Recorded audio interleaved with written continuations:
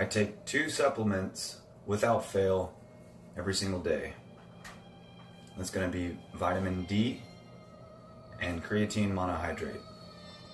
70% of people in the world are vitamin D deficient. Even people who live on the equator are vitamin D deficient. What does it mean if you're vitamin D deficient? Well, it means some pretty bad things. Vitamin D happens to control over 1,000 of our genes' expression, or the ability for them to express themselves fully. If we are vitamin D deficient and we damage our DNA, it ultimately results in an early death. So what does it mean if you're vitamin D deficient? And then how much do we need to take in order to at least be out of the deficient or adequate zone of vitamin D blood levels? Well, if you're vitamin D deficient chronically, like for decades, most of your life, you have an increased risk of cancer. You will have or experience increased aging.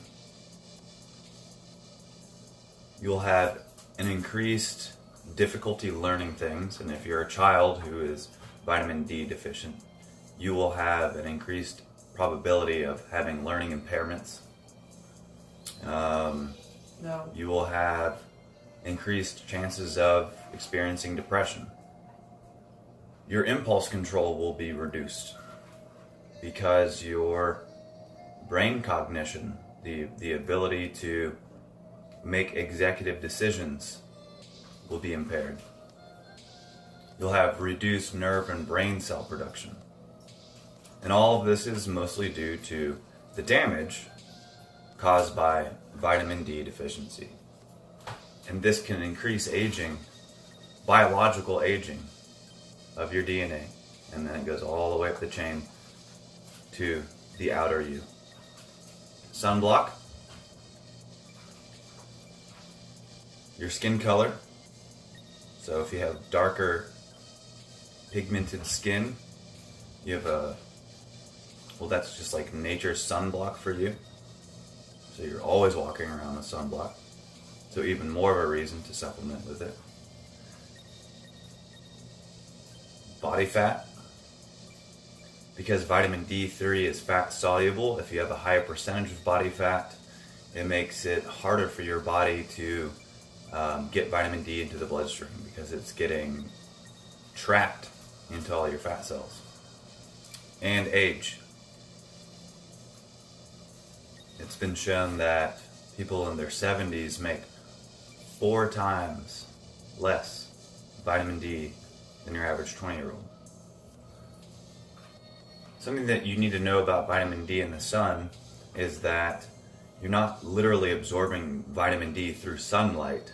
It's the interaction of the light with your skin that causes a chemical reaction that then makes you create the vitamin. So if you are vitamin D deficient, which you probably are, about 4,000 IU is enough to bring most people out of the deficient category and into the adequate category. 4,000 IU is about 6.5 times the RDA, the recommended daily amount that our government gives us. 6.5 times. Chill out. Hey.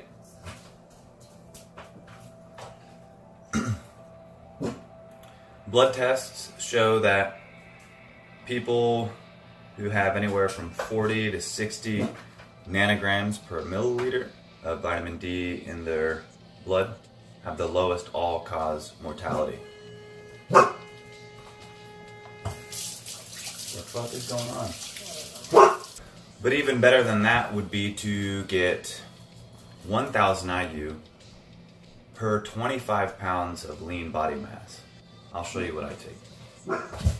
Cheap Costco brand, it's 5,000 IU per capsule. They're pretty tiny, easy to take, very cheap. It's that big. I take 2 of these a day. I take 10,000. I figure a little bit more is okay. And when I get my blood test results, they're up there. My vitamin D levels are totally optimal. They're usually in the 60s to 70s. And this has 400 little tiny capsules in it. And that's enough for me and everyone else who lives here to get their vitamin D every single day for a long time. The other supplement I take every day is going to be creatine monohydrate. A lot of people think that creatine makes you bigger or causes you to hold on to a bunch of water in your muscle cells, and that's not necessarily true. That can happen, but it's not a significant amount of water weight. If I stop taking creatine, I don't notice a huge purge of water, but I do notice a slight decrease in my energy when I'm in the gym. Creatine is one of the most well-researched supplements, and it's one of the most effective. There's something like over 200 studies, quality studies done on creatine.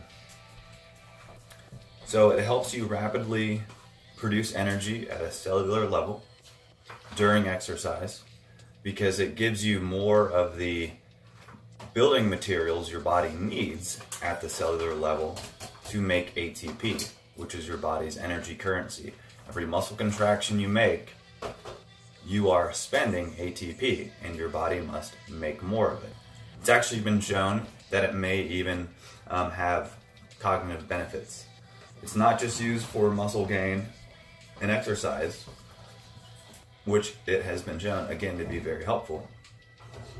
But there have also been times when it's been used for anti-aging, longevity, and brain health as well. Creatine is the shit. It is safe. There's no long or short-term worries. It's never been linked to cancer. It's never been linked to kidney failure. It is cheap. Creatine monohydrate will suffice. You don't need to buy a fancy new type of creatine. All the studies that we refer to when talking about the benefits of creatine come from the studies done on creatine monohydrate. So that fancy new creatine that you might see at GNC that's supposed to absorb better or whatever, if it's making a lot of scientific claims, chances are that a lot of the scientific evidence that they are, say, touting on their label is likely just to come from studies of creatine monohydrate. And it's easy. It's an easy supplement. You don't need to load it. That's not required at all. And you can take it anytime. You don't need to take it with a special food. I just take it as a powder. I take 2.5 straight in my mouth, powder form, drink water. It's tasteless. It doesn't taste bad. And then another 2.5 before I go to bed. Because it's so safe and effective, and all you're really doing is helping your body produce more energy at the cellular level, because there's no long or short-term health benefits. I'd say if you can afford it, give it to your damn dog. Give it to your old mom. Give it to your old dad. Everyone will benefit from having more energy. Dosing. Like I said, I take 2.5 in the morning, 2.5 in the evening, so I'm getting a total of 5 grams per day, and that seems to be the average dose for most people. It has been studied that larger individuals with more body mass, more muscle mass, can actually benefit from anywhere between 6 and 10 grams per day. So those are the 2 supplements that I recommend that I would take. Of course, that's skipping over things like the occasional protein powder that I use, and obviously lots of caffeine. But I figure those are a given. If you're watching this channel, if you are an active person, if you lift weights, you're probably getting in some kind of caffeine, and you're probably getting enough protein, and you know that things like whey isolate and collagen protein are protein powders that I would use. I don't use a lot of them. I don't need them. I eat enough real protein, and I think that's the best way to get your nutrition. However, living, in a northern climate, especially, the fact that we live in a post-industrialized civilization, so we're inside all the time, really means that you should perhaps get your blood tested and see where you are as far as your vitamin D levels go.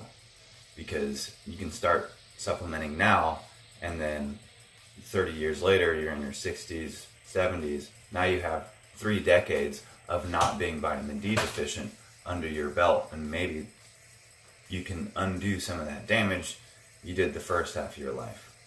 And then creatine, it's just so cheap and so damn effective and so safe. I think everyone, just like taking vitamin D, I think everyone would benefit from taking 2.5 to 5 grams of creatine every day.